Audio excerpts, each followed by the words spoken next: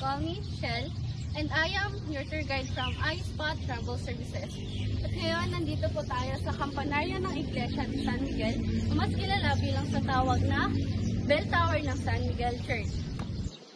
Kung mapapansin nyo, ito ay gawa sa pulang brick, makakapal na pader, at saka mga arko, dahil ito ay ginawa noong ika-18 siglo, at ito ay may Spanish colonial style.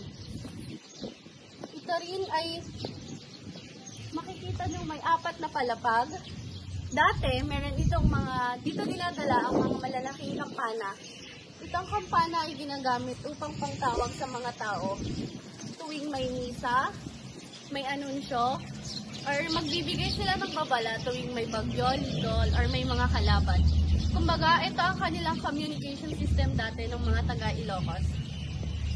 Fun fact lamang, dati ay meron siyang bridge or walkway na kung saan nagko-connect itong bell tower na to at saka ang simbahan.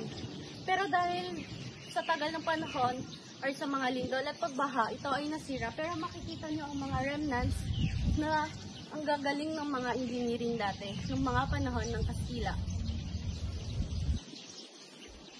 At isa pa pala, fun fact, alam nyo ba kung familiar kayo sa isang grandeng kasalan dati?